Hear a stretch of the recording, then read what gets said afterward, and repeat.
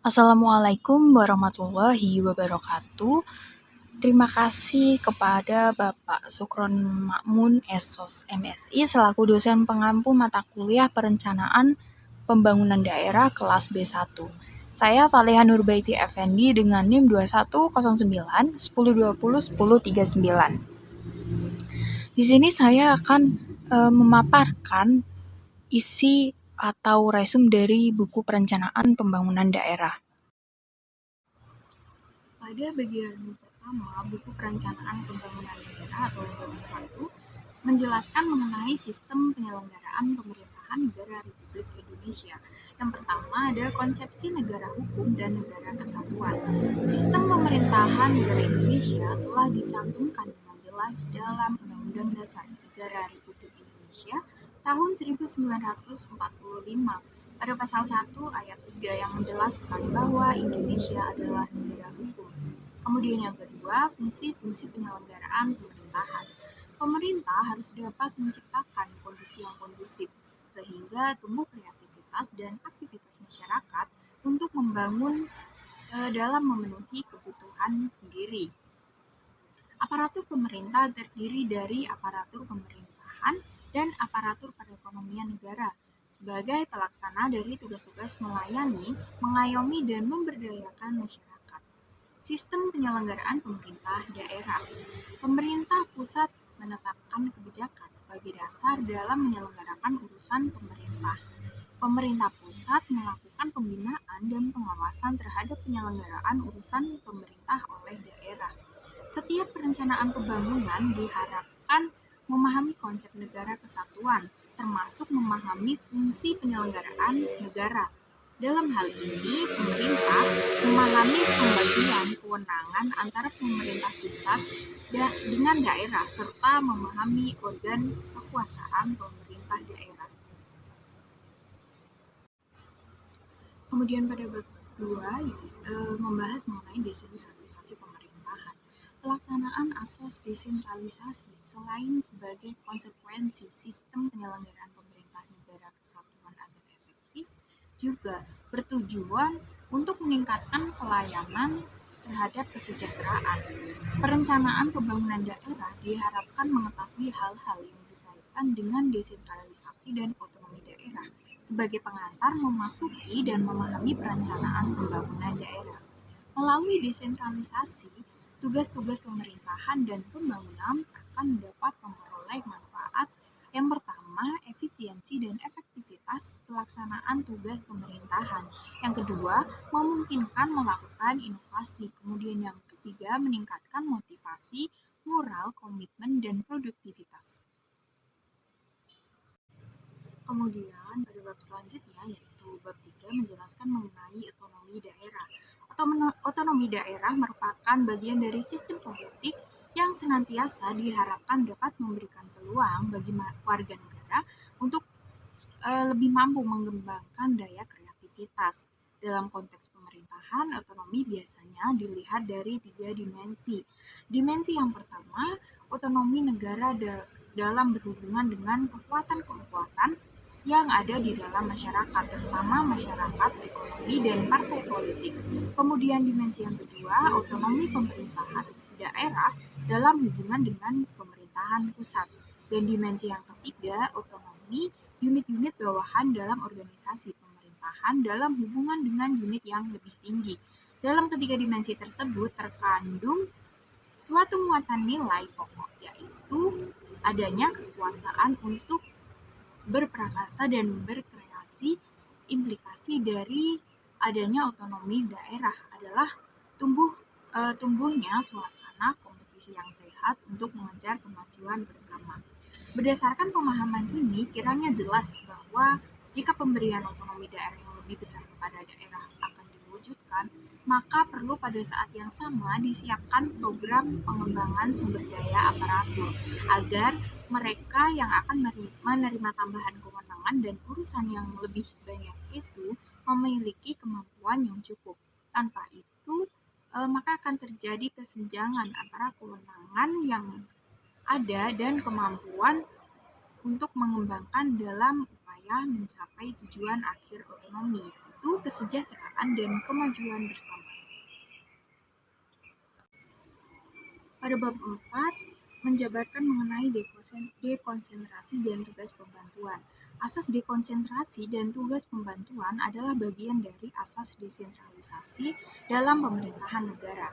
Ketiga asas tersebut berlaku secara stimulan komprehensif dalam pemerintahan dan pembangunan dengan skala bervariasi. Sebagaimana halnya dengan desentralisasi, para perencana tersebut distimulir memahami dekonsentrasi dan tugas pembantuan. Siapa yang menyelenggarakan kedua fungsi itu, bagaimana hubungannya dengan daerah dan pembangunan. Hal ini penting karena akan berkaitan secara langsung dengan perencanaan pembangunan daerah. Mengenai penyelenggaraan asas tugas pembantuan adalah cerminan dari sistem dan prosedur pemerintahan, dimulai dari pemerintah provinsi kepada kabupaten atau kota dan atau desa, serta dari pemerintah kabupaten atau kota kepada desa untuk menyelenggarakan urusan pemerintahan dan pembangunan yang disertai dengan kewajiban melaporkan pelaksanaannya dan pertanggungjawabannya kepada yang memberikan penugasan. Bab yang kelima memaparkan mengenai tantangan dalam pembangunan daerah. Perencanaan pembangunan daerah dilakukan dengan terlebih dahulu memahami kebutuhan daerah, potensi daerah, dan tantangan pembangunan daerah. Oleh karena itu, tantangan pembangunan daerah menjadi variabel yang mutlak untuk diperhitungkan dalam perencanaan pembangunan daerah. Apa saja yang menjadi tantangan pembangunan daerah, seperti apa bentuknya, apa penyebabnya, dan bagaimana mengatasi, patut untuk disajikan dan didiskusikan secara aktual. Tantangan yang harus diatasi melalui penyelenggaraan desentralisasi dan otonomi antara lain yang pertama ada pengangguran. Pengangguran disebabkan oleh jumlah angkatan kerja yang tidak seimbang dengan jumlah lapangan kerja atau kesempatan kerja. Akibatnya, banyak angkatan kerja yang tidak dapat terserap dalam lapangan pekerjaan sehingga menimbulkan pengangguran. Kemudian yang kedua ada ekonomi daerah. Konsentrasi kegiatan ekonomi yang tinggi di daerah tertentu merupakan salah satu faktor yang menyebabkan terjadinya ketimpangan pembangunan antar daerah. Ekonomi daerah dengan konsentrasi ekonomi yang tinggi cenderung akan tumbuh pesat, sedangkan daerah dengan tingkat ekonomi yang rendah cenderung mempunyai tingkat pembangunan dan pertumbuhan ekonomi yang lebih rendah. Kemudian yang selanjutnya adalah tingkat kemiskinan. Kemiskinan terjadi sebagai akibat berkurangnya pendapatan masyarakat secara real. Masyarakat mengalami penurunan daya beli terhadap barang-barang kebutuhan pokok secara umum. Akibatnya, masyarakat tidak dapat hidup secara layak sehingga taraf hidupnya menurun. Kemudian yang terakhir adalah perbedaan kondisi demografis antar provinsi. Kondisi demografis antar provinsi berbeda satu dengan yang lainnya. Ada yang didominasi oleh sektor pertanian, ada yang didominasi oleh sektor pariwisata, dan lain sebagainya.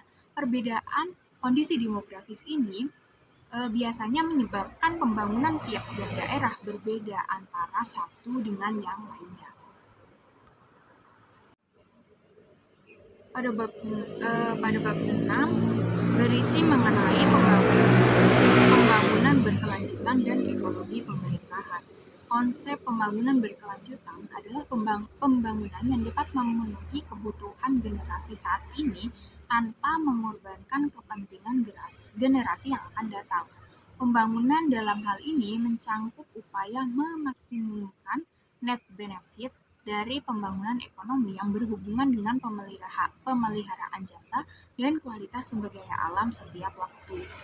Keberlanjutan pembangunan harus memadukan lingkungan hidup, termasuk sumber daya alam, sumber daya manusia, serta mencapai keberlanjutan pembangunan.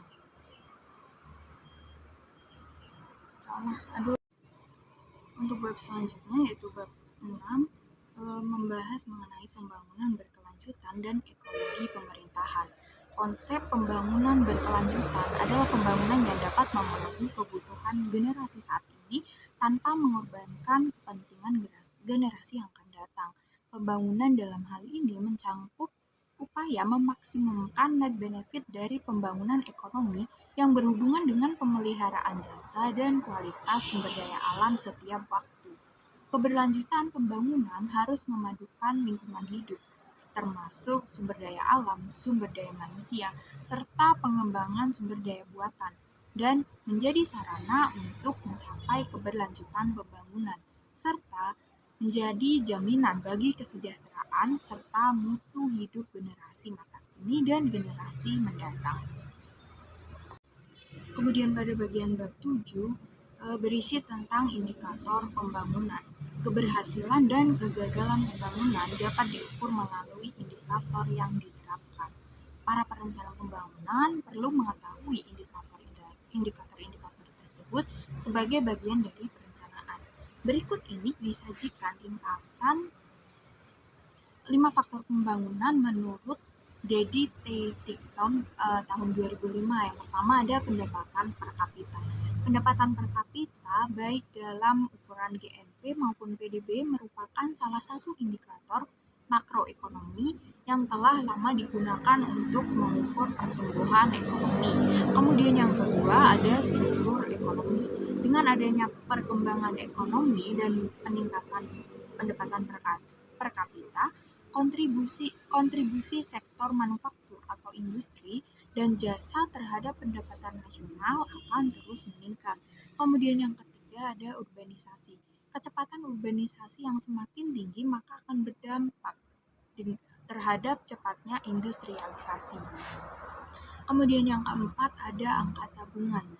Dalam masyarakat yang memiliki produktivitas tinggi, modal usaha ini dapat dihimpun melalui tabungan baik swasta maupun pemerintah. Kemudian yang terakhir adalah indeks kualitas hidup. Indeks ini dibuat indikator makroekonomi tidak dapat memberikan gambaran tentang kesejahteraan masyarakat dalam mengukur keberhasilan ekonomi, di mana indikator tersebut bersifat tetap fundamental, sebagaimana tujuan tetap bersifat tetap.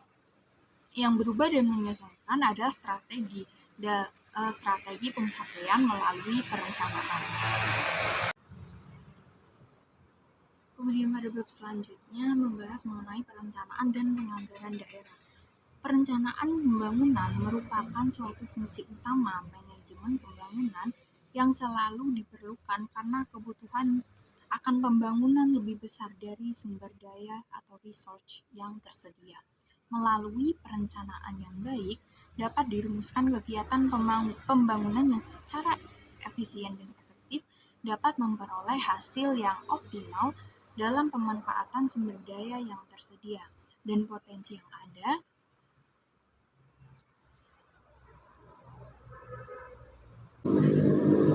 Kemudian pada bab selanjutnya yaitu bab 8 disajikan mengenai perencanaan dan penganggaran daerah.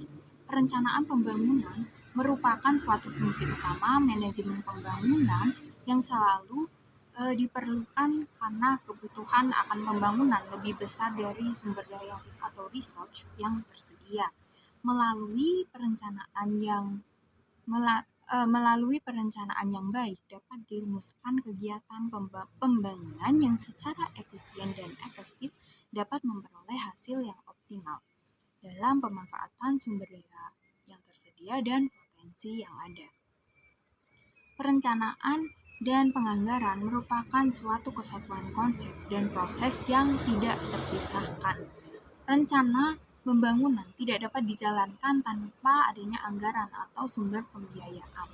Perencanaan dan penganggaran daerah selain merujuk pada Undang-Undang Nomor 23 Tahun 2004 juga diatur dalam Undang-Undang Nomor 25 Tahun 2004 tentang Sistem Perencanaan Pembangunan Nasional atau SSPN dan Undang-Undang Nomor 17 Tahun 2003 tentang Keuangan Negara. Pada bab 9 berisi mengenai desentralisasi fiskal. Dalam era desentralisasi saat ini yang menganut sistem prinsip money for function, berkonsekuensi pada perlunya pemerintah pusat mengalirkan dana ke daerah bagi pembiayaan pembangunan yang dikenal sebagai dana perimbangan. Dana perimbangan diperlukan untuk mengimbangi pendapatan daerah yang relatif rendah dibandingkan dengan kebutuhan pelaksanaan pembangunan secara stimulan, menyeluruh, atau masih inklusif. Pelaku dan konseptor pembangunan perlu mengetahui sistem ini dan posisi dalam perencanaan dan penganggaran pembangunan daerah, mengenai apa itu desentralisasi fiskal, siapa penanggung jawab, apa tujuannya, dan dari mana sumber dananya. Di Indonesia sendiri, desentralisasi fiskal merupakan salah satu aspek yang dikembangkan di antara beberapa desentralisasi yang mulai dikenalkan, yaitu desentralisasi ekonomi, desentralisasi administrasi, desentralisasi politik, dan desentralisasi fiskal itu sendiri yang dikembangkan dalam alokasi sumber daya nasional yang efisien melalui hubungan keuangan pusat dan daerah yang transparan dan akuntabel. Setelah membahas mengenai desentralisasi fiskal, kemudian pada bab selanjutnya yaitu bab 10 menjelaskan mengenai dana perimbangan atau dana transfer. Dana perimbangan merupakan dana yang bersumber dari penerimaan anggaran pendapatan dan belanja negara atau APBN yang dialokasikan kepada daerah untuk membiayai kebutuhan daerah. Dana perimbangan disebut juga dana transfer atau grants. Transfer merupakan konsekuensi dari tidak meratanya keuangan dan ekonomi daerah. Dana transfer adalah dana yang bersumber dari kebijakan fiskal pemerintah terhadap pembangunan daerah.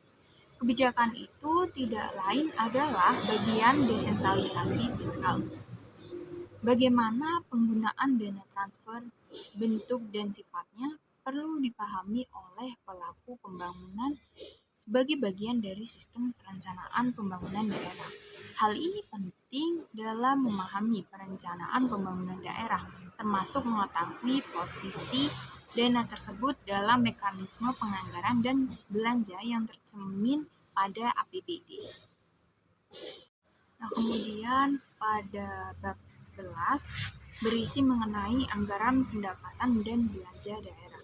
Sistem pemerintahan yang baik sangat diperlukan oleh suatu negara dalam melaksanakan tugasnya sebagai pelaksana pelayanan publik, baik di tingkat pusat maupun di tingkat daerah.